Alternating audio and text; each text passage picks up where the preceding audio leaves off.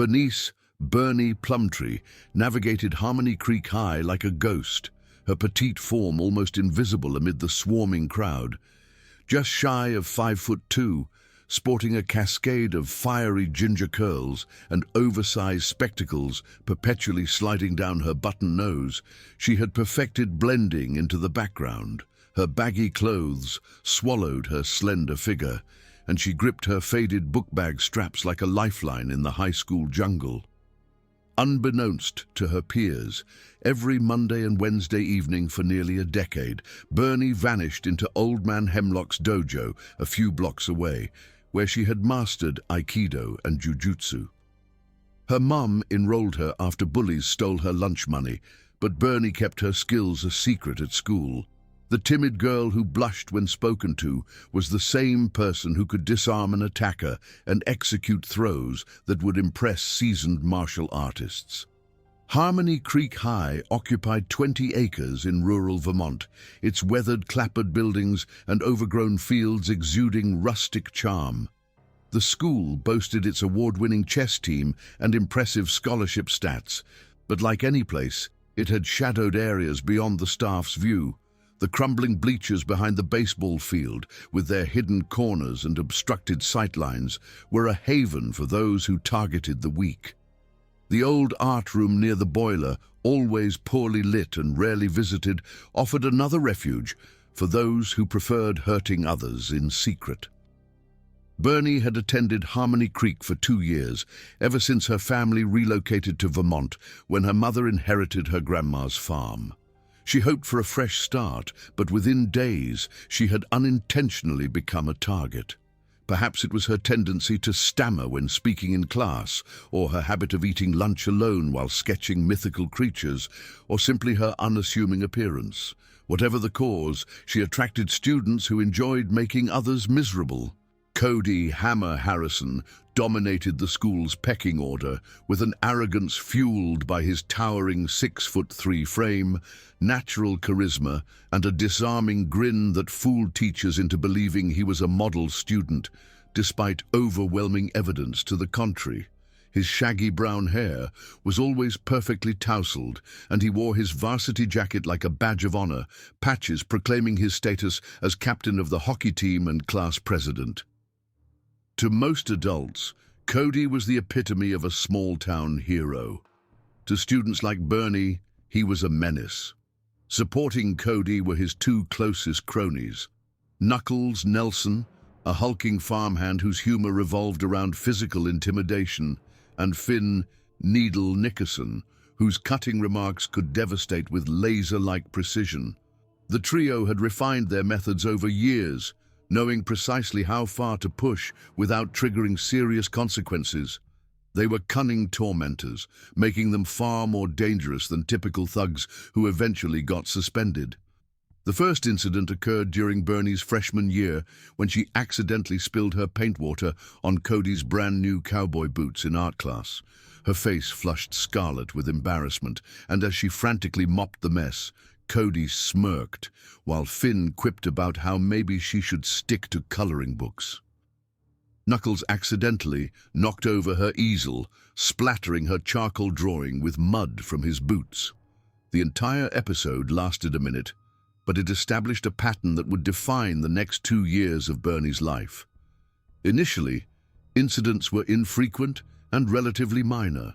A shove in the hallway that sent her stumbling into the trophy case, snide remarks about her artwork or clothing just loud enough for nearby students to hear and chuckle. Her sketchbook getting accidentally ripped in half during class, leaving her to gather the scraps while fighting back tears. Each event was carefully designed to be dismissible, explainable as a mishap or innocent teasing, if any adult questioned it. Bernie's first reaction was precisely what they wanted. She absorbed insults silently, cleaned up their messes, and tried even harder to become invisible. She convinced herself that retaliating would only worsen things, that attracting attention would escalate the situation beyond her control. More importantly, she had promised her mum when she enrolled her in martial arts that she would never use her training to harm anyone unless her life was in genuine danger. Martial arts is about respect and balance, her mother had emphasized. It's not about fighting, it's about finding inner peace. Those words echoed in her thoughts every time Cody and his friends tested her limits, even as a part of her yearned to demonstrate what she could do. Ms. Crabtree, her history teacher, noticed occasional scrapes on Bernie's knees and inquired if everything was okay at home. Mr. Abernathy, the shop teacher, saw how Bernie winced whenever students got too close during group projects. But when pressed for details, Bernie always had plausible explanations. She was clumsy, she bruised easily, she just preferred her own company. The adults wanted to believe her because the alternative meant acknowledging a serious problem occurring under their noses, and intervention meant paperwork and awkward conversations with popular students' parents. Other students noticed too, but their responses varied. Some felt genuine sympathy for Bernie, but were too afraid of becoming targets themselves to intervene. Others found morbid amusement in watching someone else absorb the negativity they might otherwise receive. A few seemed to gain comfort in knowing they weren't at the very bottom of the social ladder. The bystander effect thrived in Harmony Creek High's corridors, where everyone learned that the safest response to witnessing cruelty was to look away and hurry on. As sophomore year continued, incidents intensified. Cody and his friends grew bolder, perhaps sensing that Bernie would never report them or retaliate. They started planning their encounters for maximum humiliation. During the crowded lunch hour, Knuckles would accidentally trip Bernie while she carried her soup, sending broth splattering and bread rolls bouncing across the floor. The entire cafeteria would turn to watch, some snickering, others cringing in vicarious embarrassment, while Bernie knelt to clean up the mess with napkins that disintegrated in the spilled soup. The old art room near the boiler became their favored location for verbal abuse. The echoey acoustics amplified their laughter and insults throughout the space, but the location was secluded enough that no teachers ever witnessed their interactions. They discovered that Bernie's route to 7th period pottery took her through this area, and they began coordinating their movements to intercept her. Finn would make comments about her drawings, her clothes, her family's supposed poverty based on her hand-me-down jeans and worn-out sneakers. Knuckles would suggest improvements to her appearance, loudly pondering if she had ever considered ditching the glasses or getting a decent haircut or maybe just dropping out of school altogether. Cody would play the reasonable one, occasionally telling his friends to cool it while doing nothing to actually stop them. Through it all, Bernie endured. She developed survival strategies, alternative routes through the school, precise timing of movements, and mental armor that she donned each morning before entering Harmony Creek's doors. She immersed herself in art, maintaining a near-perfect GPA that put her in contention for art scholarship, as if artistic excellence could somehow shield her from social cruelty. Her art teachers praised her talent and dedication, never suspecting that school had become a test of endurance rather than a place of learning. At home, Bernie continued her martial arts training with increased fervor. Old Man Hemlock noticed her heightened focus during practice sessions, the way she channeled emotion into precise movements. He had been teaching martial arts for over 40 years and recognized the signs of someone processing anger and frustration. But when he gently inquired about her life outside the dojo, Bernie deflected with the same skill she used to deflect strikes during practice. She was fine, school was fine, everything was fine. The breaking point arrived on a Wednesday in October, when crisp air hinted at the coming winter and harvest season was drawing to a close. Bernie had been anticipating this particular day because Willow Creek, a new student who had transferred in at the beginning of the year, had invited her to collaborate on a mural for the upcoming school fair. Willow was everything Bernie wasn't: self-assured, friendly, naturally pretty in a way that made other girls simultaneously admire and envy her. She had radiant blonde hair that shimmered in the light and bright blue eyes that seemed to see everything. More importantly, Willow had shown Bernie genuine compassion during their brief interactions, complimenting her sketches without being asked and defending her when Finn made particularly nasty remarks within earshot. They had arranged to meet in the library after school, but Bernie first needed to fetch her paints from her locker. She was mentally visualizing color schemes as she spun her combination, completely absorbed in thoughts of impressionism and expressionism. She didn't notice Cody, Knuckles, and Finn approaching until it was too late to avoid them. Well, what do we have here?" Cody's voice carried that particular tone that made Bernie's heart sink with dread. "I heard a rumor that our little artist has been making friends." Bernie clutched her paintbox against her chest and tried to slip past them, but Knuckles moved to block her path. The hallway was mostly deserted since classes had already ended for the day, which meant fewer witnesses but also less chance of staff intervention. "I heard you're working with the new girl," Finn added with a sneer. "Willow Creek. Pretty girl. Way out of your league, don't you think?" "She's just helping me with the mural," Bernie stammered, her voice barely audible. She kept her gaze fixed on the floor, hoping that submission would make them lose interest and move on. "Maybe we should give Willow a warning," Cody suggested, his tone casual but his eyes calculating. "Let her know what kind of person she's associating with. Wouldn't want her to get the wrong impression about our school's social standards." The threat was clear, and Bernie felt something cold settle in her stomach. It was one thing for them to target her, but the thought of them turning their attention to Willow because of their association filled her with a different kind of terror. "Please," Bernie whispered, the word escaping before she could stop it. "Just leave her alone." "Oh, now she's pleading," Finn said with glee. "This is even better than I thought. She's got a little crush." The bell signaling the end of the day rang, and students began streaming back into the hallways. Bernie thought she was safe, that they would disperse to their respective rides and leave her alone. But as Willow appeared at the end of the hallway, walking toward them with her own art supplies in hand and a friendly smile on her face, Bernie realized the situation was about to get much worse. "Willow!" Finn called out cheerfully, waving her over. "Perfect timing. We were just talking about you." Willow approached with the kind of confidence that came from never having been the target of systematic cruelty.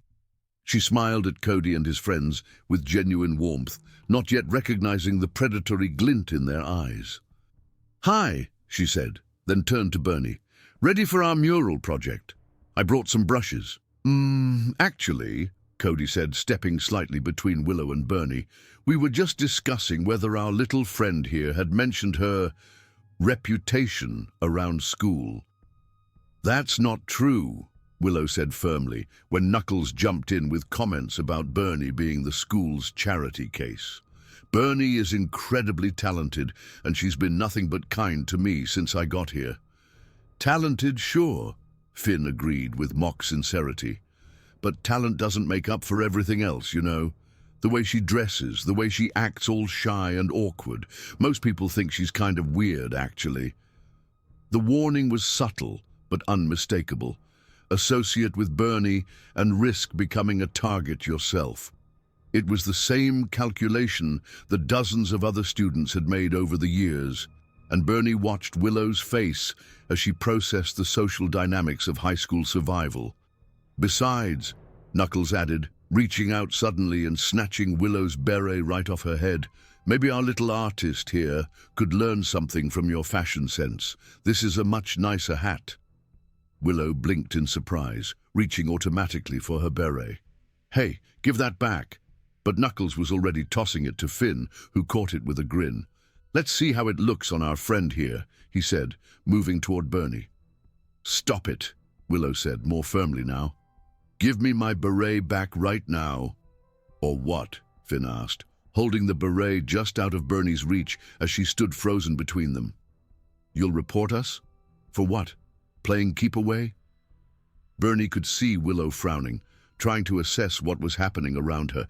Without her beret, Willow's confident posture had shifted to something more hesitant, more vulnerable.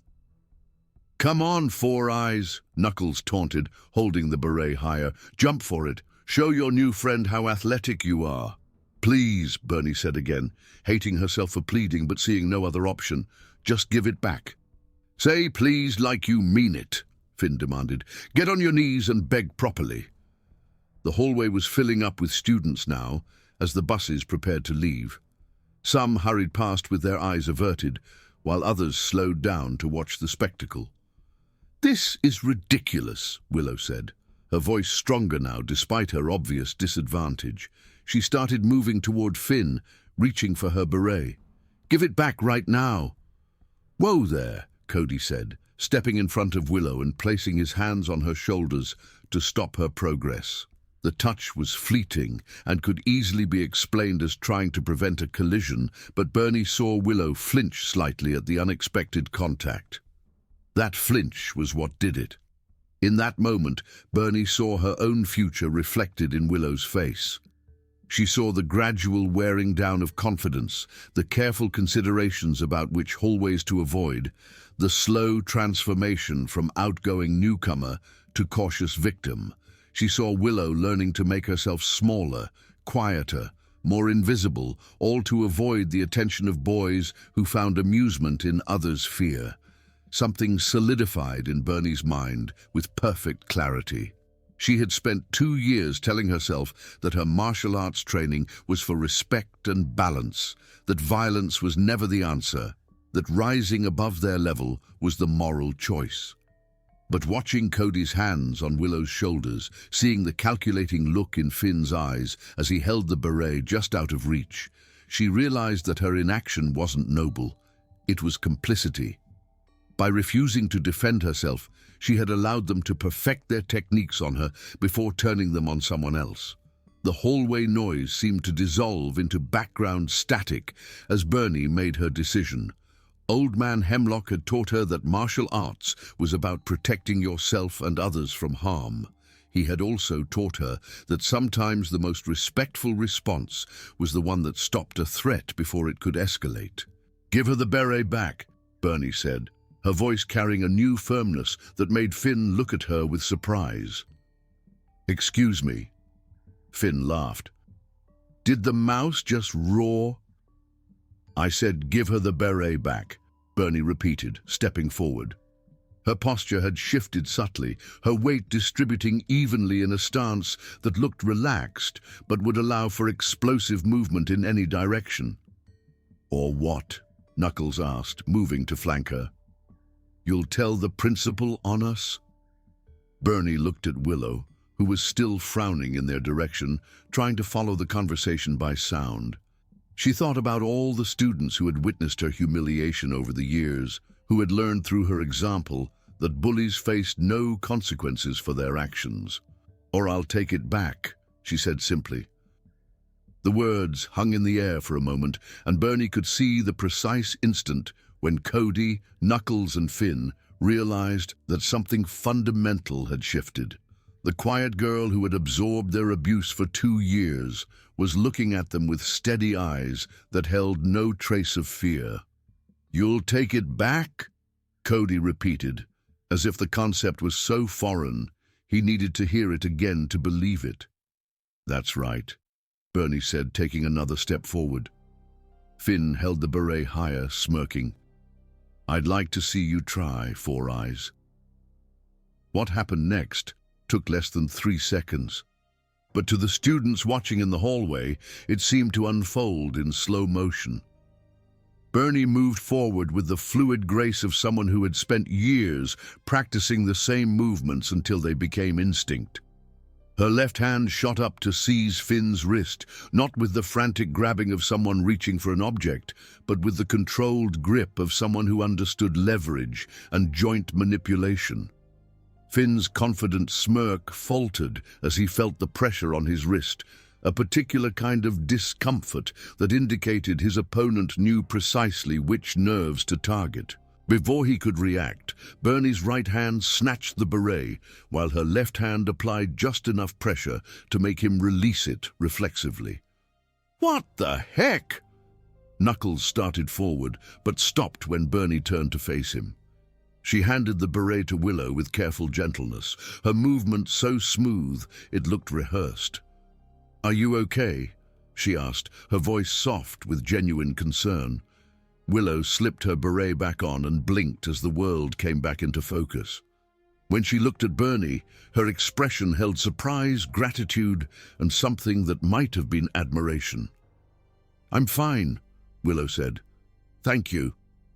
The simple exchange seemed to enrage Finn, who was rubbing his wrist and glaring at Bernie with newfound hostility. "You think you're tough now? You think grabbing someone's wrist makes you some kind of badass?" "I think taking someone's beret makes you a bully," Bernie replied calmly. "And I think it stops now." "It stops when we say it stops," Cody said, his voice carrying an edge that hadn't been there before. "Actually," Bernie said, meeting his gaze directly for what felt like the first time in years, "it stops now." The hallway had grown quieter as more students stopped to watch. Some had their phones out, sensing that whatever was happening might be worth recording. "You know what your problem is," Cody said, stepping closer to Bernie. "You don't understand your place here. You don't understand how things work." "I understand perfectly," Bernie replied. "You pick on people you think won't retaliate, and when someone finally does, you can't handle it." Knuckles moved to Bernie's left, while Finn circled to her right, and she recognized the formation immediately. It was the same triangular positioning that predators use to isolate and intimidate prey, designed to make the target feel surrounded and overwhelmed. 2 years ago, it would have worked. But the person standing in this hallway was not the same girl who had first cowered under their attention. "Last chance," Cody said, his voice carrying the kind of false reasonableness that bullies used before escalating to violence. "Apologize for putting your hands on Finn, and we'll forget this whole thing happened." Bernie glanced around at the students watching from what they thought was a safe distance. She saw the mixture of anticipation and fear on their faces, the way they held their phones ready to capture whatever happened next. "No," she said simply. Finn made the first move, lunging forward with the kind of wild swing that came from anger rather than training. To someone who had spent years practicing defensive techniques, his approach was telegraphed and clumsy. Bernie sidestepped smoothly, using his momentum against him, and executed a basic shoulder throw that sent him sprawling to the floor with a thud that echoed through the hallway. The sound of Finn hitting the tile seemed to galvanize Knuckles, who charged at Bernie from her left side. But Old Man Hemlock had drilled her extensively on dealing with multiple attackers, and she was ready for him. A simple leg sweep caught Knuckles' ankle at precisely the right moment, sending him tumbling across the floor in a tangle of limbs. Cody stared at his two friends on the ground, then at Bernie, who stood calmly in the center of the hallway, with her paint box still secured to her back. She wasn't breathing hard, wasn't even disheveled. "How?" Cody asked, the question slipping out before he could stop it. 10 years of Aikido and Jujutsu," Bernie replied matter-of-factly. "I just never saw the point in mentioning it before." The confrontation came 2 days later, after school in the parking lot, where students gathered to wait for rides or walk home. Cody felt he needed to reassert his dominance with a larger audience, blocking Bernie's path with several other students who normally stayed on the periphery of their activities. "If you want a fair fight," Bernie said when they accused her of using dirty tactics, "then let's have one. Just you and me, Cody. No friends, no cheap shots, no excuses." The crowd buzzed with excitement. Someone shouted, "Fight!" and others took up the chant. Cody looked around at the faces surrounding them, realizing that he was trapped by his own image. To back down now would be to admit that his power had always been an illusion. "Fine," he said, shrugging off his varsity jacket. "But when I put you in the hospital..." Don't come crying about how unfair it was." The crowd formed a rough circle around them, everyone pulling out phones to record what they sensed would be a momentous occasion in Harmony Creek history. Bernie could see Willow near the edge of the circle, her expression anxious but encouraging. Cody moved with the arrogance of someone who had never lost a physical confrontation. His first punch was a powerful right hook aimed at Bernie's head, the kind of knockout blow that would have ended most fights before they really began. But Bernie wasn't most people. She had spent years training against opponents larger and stronger than herself, learning to use agility and technique to overcome physical disadvantages. She slipped Cody's punch with a subtle rotation of her torso, letting his fist whiz past her shoulder, close enough to feel the heat of its passage. The miss threw Cody off balance, and Bernie capitalized on his momentary vulnerability to land a precise palm strike to his chest. It wasn't a devastating blow, but it was enough to stagger him and force him to step back, gasping for air. Bernie moved like smoke, flowing around his attacks with an efficiency of motion that made her look almost graceful compared to his increasingly frantic efforts. Every few seconds she would dart in with a quick strike of her own. A fingertip thrust to his throat, a knee strike to his groin, a swift chop to his wrist that temporarily numbed his hand.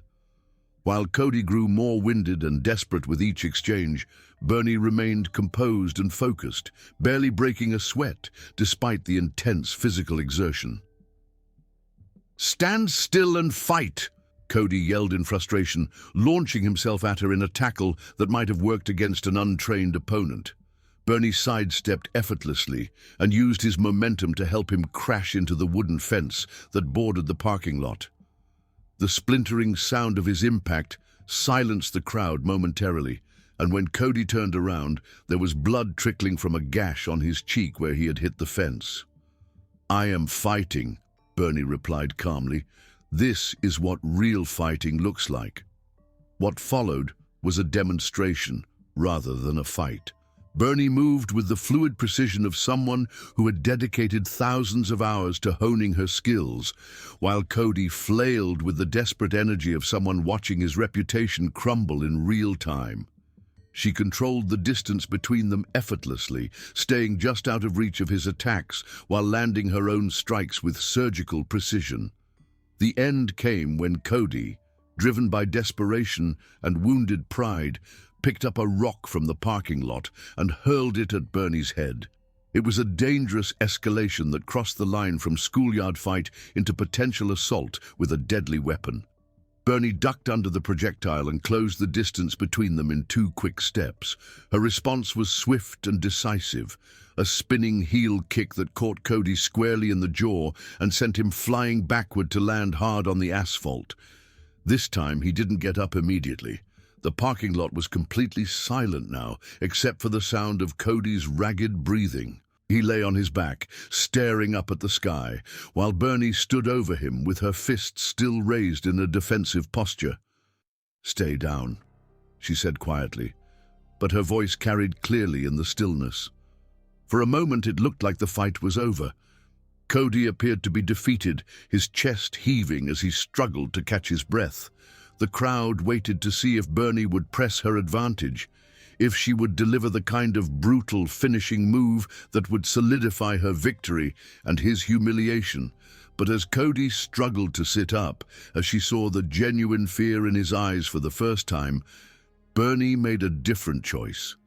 Instead of striking again, she stepped back and lowered her hands. "It's over," she said, addressing not just Cody, but the entire crowd that had gathered to watch. "We're done here." 2 weeks after the parking lot incident, Bernie was surprised to find Cody waiting by her locker after school. He stood at a respectful distance, his hands shoved deep in his pockets, and his usual arrogance replaced by something that looked uncomfortably like shame. "I wanted to apologize," Cody said, the words coming out in a rush. "For everything. For the past 2 years. For what we did to you, for being a bully. I don't really have an excuse for it. I just thought it was funny, I guess.